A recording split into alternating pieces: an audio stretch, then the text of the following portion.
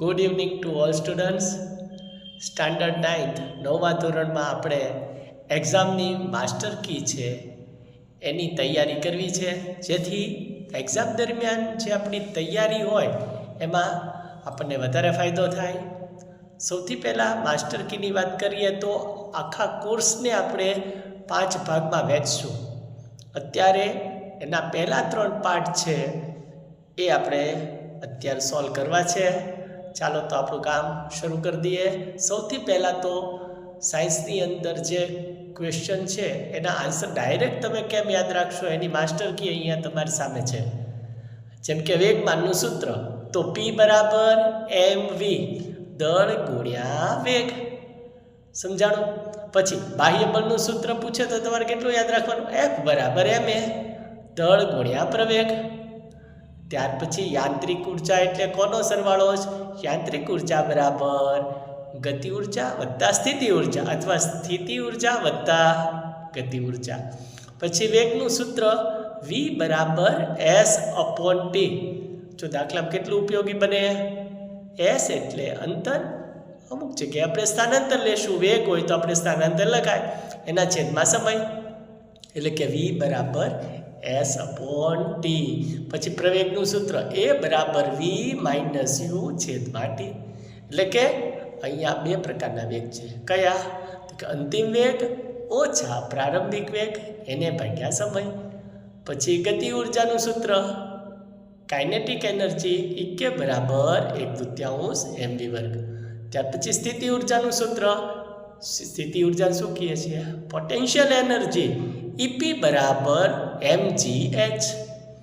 પછી પાવરનું સૂત્ર પણ ખૂબ અગત્યનું છે. P બરાબર W ના છેદમાં T, કાર્યના છેદમાં સમય. તો આવી નાની નાની માસ્ટર કી તમને કેટલી કામ લાગશે એ તમને અંદાજ નથી. એક્ઝામ પહેલાં રિવિઝન કરી જવાનું બધાએ, ભૂલ્યા વગર. ચાલો, પાવરનું સૂત્ર છેલ્લે લીધું. P બરાબર W છેદમાં T, કાર્યના છેદમાં સમય. પછી સ્થાનાંતર, સ્થાનાંતર એટલે D બરાબર xf - xi. અંતિમ સ્થાનમાંથી પ્રારંભિક સ્થાનને બાદ કરો, સ્થાનાંતર મળી જશે. ત્યાર પછી કાર્ય W બરાબર F ગુણ્યા S, બળ ગુણ્યા સ્થાનાંતર. તો એટલું તમે જોઈ શક્યા. ત્યાર પછી આપણે જોઈએ ઝડપ અને વેગ, બંનેના સમાન જ એકમ છે. ms - 1 એટલે કે મીટર પ્રતિ સેકન્ડ. ત્યાર પછી સ્થાનાંતરનો SI એકમ માત્ર મીટર થશે. પછી પ્રવેગનો SI એકમ શું થશે? મીટર સેકન્ડ -2, ms - 2 અથવા મીટર પર સેકન્ડ સ્ક્વેર. ત્યાર પછી પાવરનો SI એકમ જૂલ પ્રતિ સેકન્ડ અથવા તો આપણે એને શું કહેશું? વોટ. વોટ એટલે ઓલું નહીં હો, વોટ એટલે શું ઘણા બોલે ખબર છે? એ વોટ નહીં, WATT વોટ. બરાબર છે. ત્યાર પછી જુઓ તો આગળ તમે ક્વેશ્ચનને શોર્ટકટમાં કેમ યાદ રાખશો? દળનો SI એકમ કિલોગ્રામ. પછી વજનનો SI એકમ ન્યૂટન. ન્યૂટને શોધ કરી હતી એટલે ન્યૂટન જ થઈ ગયો. સાર્વત્રિક અચળાંક કેપિટલ G નું મૂલ્ય જે હંમેશા વપરાય છે ને એ 6.676 × 10⁻11. પછી ગુરુત્વીય પ્રવેગનું મૂલ્ય પૃથ્વી ઉપર એક નક્કી કર્યું છે.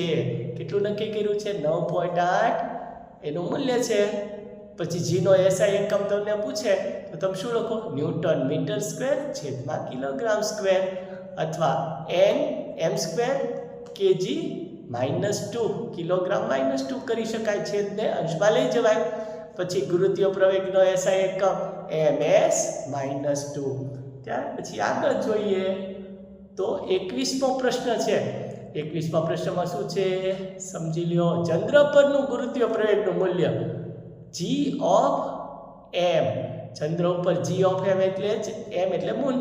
તો કેટલું છે? લગભગ 1.6 અથવા તો 1.63. આ લગભગ છે બરાબર, કારણ કે છઠ્ઠો ભાગ છે એ આપણે યાદ રાખવાનું. પછી g નું મૂલ્ય આપનાર વૈજ્ઞાનિક કોણ હતા? કેવેન્ડિશ. કોણ હતા? કેવેન્ડિશ. કેવેન્ડિશે સૌથી પહેલું મૂલ્ય આપણને આપ્યું છે. ત્યાર પછી ગુરુત્વાકર્ષણનો સાર્વત્રિક અચળાંક છે ની સંજ્ઞા શું થાય? Capital G. ગુરુત્વીય પ્રવેગની સંજ્ઞા સ્મોલ જી. પૃથ્વી પરના ગુરુત્વીય પ્રવેગ કરતાં ચંદ્ર પરનું ગુરુત્વીય પ્રવેગ કેટલા ગણું છે? કાં તો 1/6 ગણું મૂકવાનું અથવા છઠ્ઠો ભાગ. બંનેનો અર્થ એક સમાન થાય છે, એટલે તમારે મૂંઝાવાની કોઈ પણ જરૂર નથી. કોઈ પણ 4 અદિશ રાશિ ઝડપ, દળ, અંતર અને સમય. શું? ઝડપ, દળ, અંતર, સમય. જો બધું યાદ રાખશો, સાવ સામાન્ય વસ્તુ યાદશક્તિની હોય તોય થઈ જાય. યાદશક્તિ વધારે હોવી જરૂરી નથી, એકાગ્રતાથી કામ કરવાનું છે, તો કોઈ મુશ્કેલી આપણે પડે નહીં. કોઈ પણ 4 સદિશ રાશિ કયો?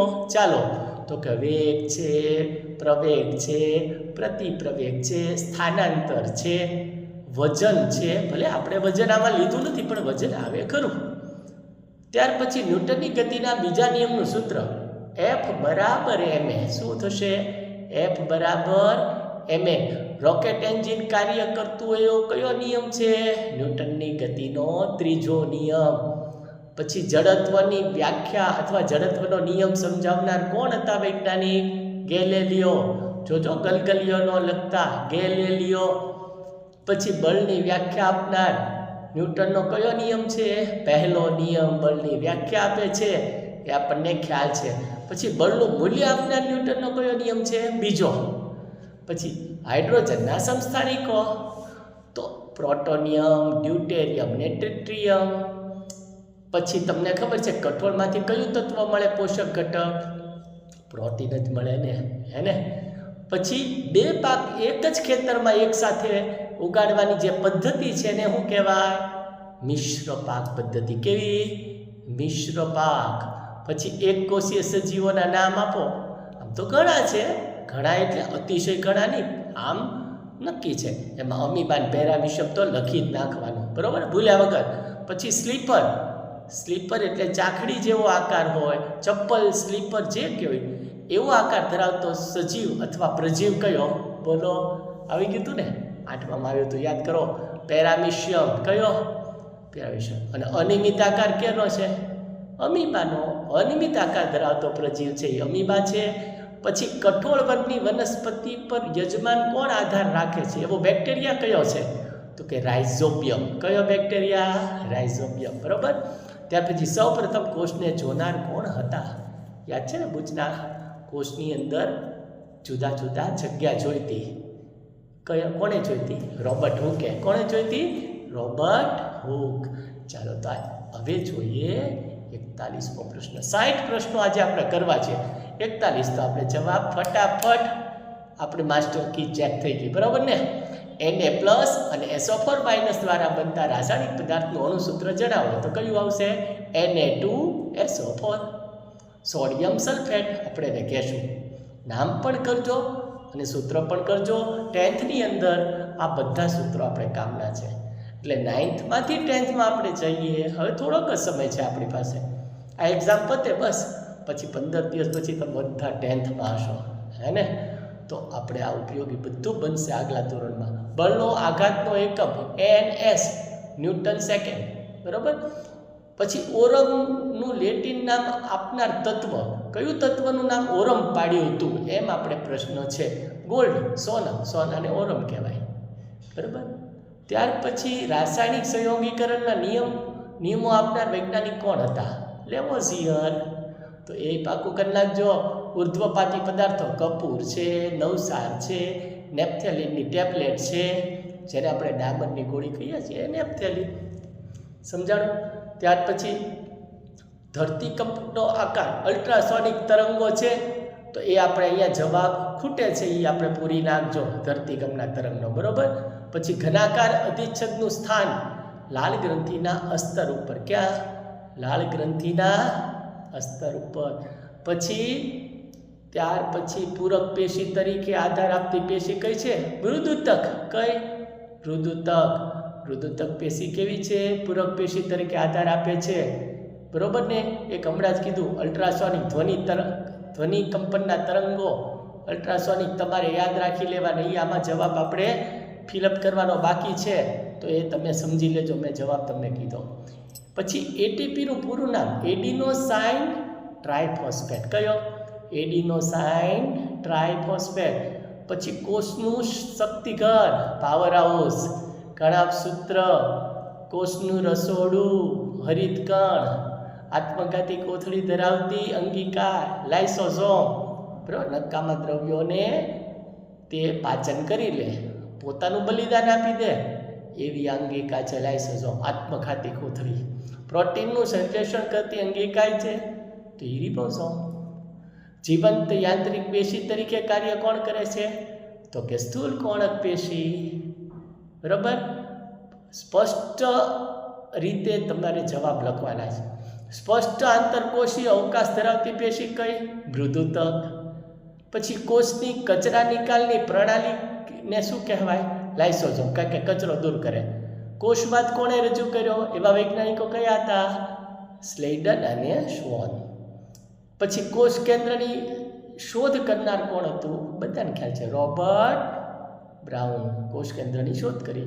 જીવરસની માહિતી કોણે આપી? પરકિન્સે. પરકિન્સે જીવરસ છે એવું સમજાયું.